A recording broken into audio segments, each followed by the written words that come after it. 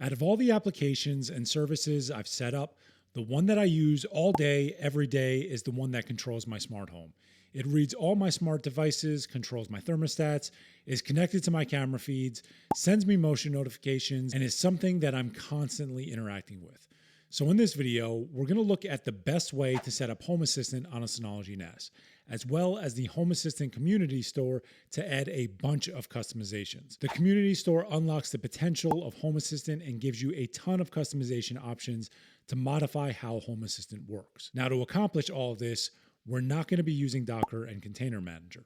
We're actually going to be using Virtual Machine Manager, mainly because configuring it this way will automatically install the Home Assistant Supervisor, which in my opinion is the best way of running Home Assistant. You also have the benefit of being able to use snapshots. So if you're ever looking to test something, you can shut down Home Assistant, take a snapshot, start it back up, and if you run into any issues, have a quick way of getting your system back to its prior state. Okay, so we are quickly going to look at how to install Home Assistant. So the first thing that you have to ensure is that you have Virtual Machine Manager installed and configured. So as soon as it's installed and configured, what we're going to be doing is actually installing a virtual machine directly on top of that. We're not going to be configuring it. We're actually going to be importing it, but I'll get to that in a second. So inside of the Home Assistant website, there is a alternative installs page. I'll leave a link to this in the description, as well as written instructions in the description. But ultimately, what you're going to have to do is download this VMware ESXi OVA file. And as soon as you download that, what we're going to be doing is actually importing it directly into Virtual Machine Manager. So inside of the Virtual Machine tab here, we're going to select the drop-down and we're going to select Import. From there, you can select Import OVA file.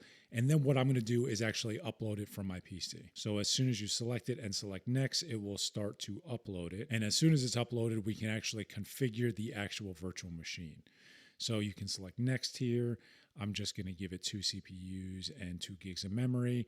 Everything here can stay as default, but you can modify the name if you'd like. The virtual disk is the same. I'm going to give it 32 gigs, which is the default. In the network tab, you can use everything from the default network, but this is the model that I'm using, E1000. It should be that way on yours as well, but if you want to modify that, you can. And then this is where we have to make a few changes. So you can set auto start to yes if you'd like to. In the firmware, we're going to change it from Legacy BIOS to UEFI, and then everything else can stay as default. The only thing I want to point out here is this USB controller. If you have a USB device that you'd like to plug into your NAS and actually access it through the virtual machine that Home Assistant is running on, you can do that. So you can select USB 3.0, and then this will list all of your USB devices that are currently connected to your NAS. So I don't have anything like that, but that is how you do it if you'd like to. From there, you can select who can actually manage the power for this app. And then we are going to power on the virtual machine after it's created, and we're going to select done. So at this point, it's going to actually go in and import that virtual machine. It's going to take a little bit, but after it does, you're going to see an IP address show here. So we'll pick back up as soon as it's done importing. Okay, so once we have an IP address, what we can actually do is connect to it to see what's happening inside of the console. So in terms of Virtual Machine Manager, this is how you'd actually manage all of your virtual machines in terms of their actual console. So as soon as Home Assistant boots up, if you access the IP address and port 8123, you're going to see that Home Assistant is starting to set up. Now, this process, it says it could take up to 20 minutes. In my experience, it doesn't, but it's probably going to be at minimum a few minutes. So we will pick back up as soon as this is done. Okay, so as soon as you are at this point, what we can do is actually create our smart home. So I'm going to come in here, create my user account, and then I'm going to move on here. You can select your home location. You can select your country. If you would like to actually share any of this, you can. And then it's going to find all your devices on your network. This is going to look totally different based on whatever you currently have. But after this is done, we are going to select finish. And at this point, Home Assistant is set up from a very basic perspective, meaning that it's just the Home Assistant operating system and everything that comes along with it, as well as the supervised version. You can leave it in its current state here and it will function the way that it's supposed to. But we're going to take it one step further and we're going to install the Home Assistant Community Store. Now, this is not mandatory, But what it's going to allow us to do is actually install a bunch of customized integrations and tools, and I'll show it once we install it. But again, you don't have to. So in order to install that, the first thing that we have to do is go to our user account, and then we have to actually enable this advanced mode. This is going to allow us to SSH into the device. And as soon as you do that, you can go to settings and then add-ons. And in the add-on store here, what we're going to do is install SSH. Okay, and as soon as it's installed, you can determine if you want this to start on boot. I don't, so I'm just going to start it up here. But once it's started, we're going to access the web UI for SSH, and then we're going to install the Home Assistant Community Store. Okay, so as soon as it's started up, we're going to select Open Web UI, and you will be brought directly to an SSH terminal for your actual Home Assistant installation. So what we're going to do is, in the written instructions, I have a full tutorial on how you can install the Home Assistant Community Store, but I'm just going to paste in 2 commands here. So this first one is actually going to get and install the Home Assistant Community Store, and then the second one is just going to restart Home Assistant. Now again, both of these commands are in the written instructions that I'll leave in the description. All right, so we are reconnected at this point, and what we're actually going to do is we are going to install the Home Assistant Community Store right now. So inside of the settings here, if you select Devices and Services, what we are going to do is we're going to add an integration, and we're going to search for HACS.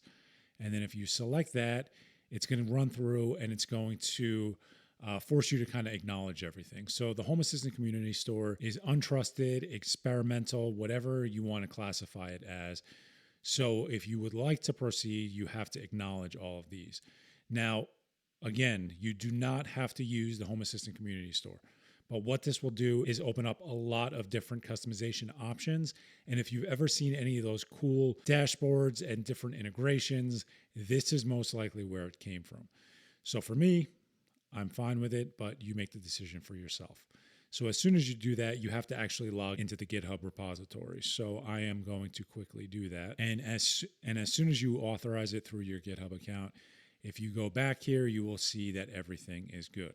Now, at this point, you have to restart it. Inside of the settings, we're going to go to System, Hardware, and I just like to reboot the entire device. So I'm going to reboot the whole system, but it should work if you just reboot Home Assistant. I'm not positive, though. Okay, so as soon as Home Assistant comes back up, you can refresh, and as soon as you log in, what you are going to see is that we now have a new option called HACS here. This is the Home Assistant Community Store. So at this point, you can actually go through and you can search all of the different options that are available. And if you were looking for something specific, you would be able to install it. There is a lot here. Be careful implementing it, but there are a lot of very, very popular options inside of here. And this will totally customize Home Assistant and how it works. Other than that, the only thing that you really have to do at this point is go through and configure Home Assistant. You can add all your devices. You can add any automations that you want to, but at this point you are good to go and you have everything set up in terms of Home Assistant and your actual Home Assistant Community Store.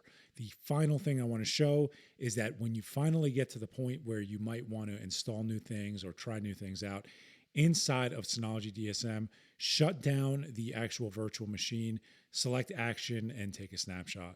You can take it while it's running, but it's better to take it while it's shut off. As soon as you take a snapshot, you can actually restore from that snapshot if you ever run into any problems. So this is a great way to ensure that you have a backup that you can quickly restore from if you ever run into any problems. So that is, in my opinion, the best way to install Home Assistant on a Synology NAS. With this setup, along with the Home Assistant Community Store, you're opening yourself up to a ton of customization options, and it'll be able to grow with you, meaning that as you add devices to your smart home, they can be added to Home Assistant as well. I'm hoping this video helped you guys out. Thanks for watching. I'll see you guys next time.